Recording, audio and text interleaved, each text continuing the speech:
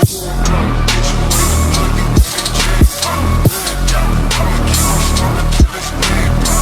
is going on, guys? It is me, Skaterlunatic. I'm back for the second video. Going to be trying to get more videos done here soon. Today I am going to be teaching you how to reduce file size and make it easier to upload to YouTube if you, like I used to have, very shitty internet. So we're gonna get started with a program called Handbrake.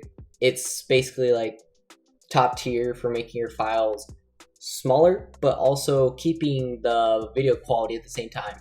It's hard to be able to do that, like to always keep the file quality or the video quality, but it's just I guess it's for those who, you know, have really bad internet and need help uploading, like I used to. I used to use this all the time. I don't use it really at all anymore because I finally have internet that's really fast.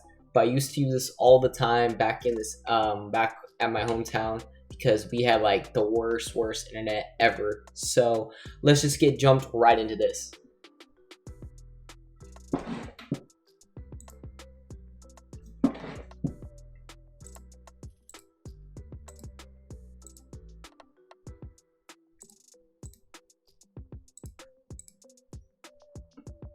Alright guys, so right now I am on my desktop. The reason it looks different, I am using Windows and it's all simplified, is because I use something called Rainmeter. I could probably do a tutorial of that later on down the line, but right now we're just going to be focusing on the program I have on my desktop. So what you're going to want to do is I don't have it installed, so I don't need anymore, but what I'm going to do, let me just okay. What I'm going to do is I'm just going to install. I'm going to leave a download link down in the description for this. It's just the handbrake.com website. Let me install it. Click yes. Go to the install. You know, install it to wherever you need. Let's be honest, it's wherever you want. And basically that's it. It's already installed. And once you do that, you just go to here or to the desktop icon that it brings. And you just open it and let it go. And what I'm going to do is I'm going to take a recording that I had from my Xbox. I'm going to take that out and then I'm going to show you what the file size is so we can do a comparison at the end. So it has been updated a lot. However, I'm not going to do that. I'm just going to drag and drop. So I'm going to go find my old videos. Very old. Let's say an Xbox clip from back in Battlefield 1 days. How about this one? Just gonna drag it. It's gonna copy to my desktop real quick. And right now it is at, let's see. Right now it's at 115 megabytes. So you see right there, 115 megabytes. Remember that. And what we're gonna do is we're just gonna drag it. It's gonna scan it. We're gonna put it in there. It's preview. So that's new. This like I said, I haven't used this in a while. That is new, preview mode, to show you what it's gonna look like. So what you're gonna want to do is go to presets, and you're gonna want to pick for web, and you're gonna want to pick for YouTube, and you're gonna want to pick what scale you use. If you're recording at 720 at 60 FPS, 1080, you know, it's all right there. It's like simple. But what you can do with that is do it, and then for the video, instead of the frame rate being 60, if you cannot record in 60, reduce it down to 30, and that would be the peak frame rate. Constant quality, like if you go to zero lossless, the best one is 20, which is what it was on, which will reduce it but keep the most video quality. If you want to go back more, it'll reduce the size a lot more. However, it will make your video look pretty shit, and I'm being honest. So I'm just gonna leave it at, let's say 2019.5, around that area, and we're just gonna go there. You could save your preset afterwards. You could save it. Let's just say we'll put YouTube 1080. Let me just cap that actually. What the heck? Caps. YouTube 1080 30 FPS. Then you'll have that. So just making sure, and it would be yes in the custom presets category. So you just do that, and then what you could do is go to your custom presets, and there you go. You have your YouTube 1080p 30 FPS. Web optimized and all that. anything dimension. Then after that, you want to go to dimensions, make sure it stays 1920 by 1080. I used to have a problem with that, to where it would usually go to 1280 by 720 on accident.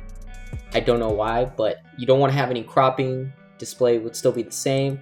You don't really mess with audio, subtitles, chapters. You don't mess with any of that. You just stick to video and dimensions and summary. Filters, if you know about that, go ahead. I don't know about that. But then what you want to do from there is click where you want to save it. So I'm just going to go back to the desktop. I'm going to name it reduced file because I'm not going to use this or anything. So I'm just going to reduce it. Then all you're going to do is click start encode, and then it's going to start, encoding it, making it a smaller file. You already see it at the bottom, or you may not be able to see it from the webcam, but it is right here. Now if you look on the screen, you'll see it right here, and it's right now rendering onto my desktop, so I shall be back when that is finished, guys. Alright guys, so the file just finished. It's on my desktop right now, so what I'm going to do is I'm just going to minimize Handbrake right now, and I'm going to just take these two files, put them right next to each other, and we're going to see the difference. So I'm going to open the properties of the file before I did it, and it is the 115 megabytes. Then what I'm going to do is open it, and it just reduced the file size from 115 to 90.6 megabytes. That may not seem like a lot, but however, 115 isn't a lot in the first place in reality. But however, if you had, let's say this was something that I did, and this is an actual example of me in the past using it. I had a video that was around 3.6 gigabytes. I used this at basically the same settings as in the older version of Handbrake, and it went from 3.6 gigabytes down to 200 megabytes. That's a big difference. So depending on how big the file size is, if you go from a 3 gigabyte to 100 megabytes, that's a really big difference, and that's what this program can do for you. That is a real life example that I have that happened to me.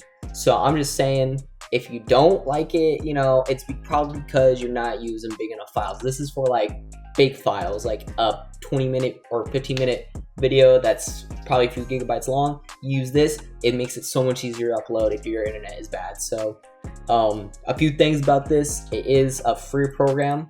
I have personally never paid for it at all. It is really good. It's really easy to install. As you saw, I installed it in literally less than a minute, and it made it to where my files are easier to upload. I'm just gonna delete those actually, and do everything. So I'm actually gonna be not using this program. This is just for you guys, so I am going to be uninstalling this personally because I do not need it. And you saw that it works. There is no weird thing about it. I just thought this would be a useful video for those of you who want to be able to upload to YouTube faster, and pretty much that. So I hope you guys did enjoy. If you did, leave a like, subscribe if you want to, hit the bell if you want to. I'm okay with that, but don't have to if you don't want to. So thank you guys again, and I'll see you guys in the next video. Peace.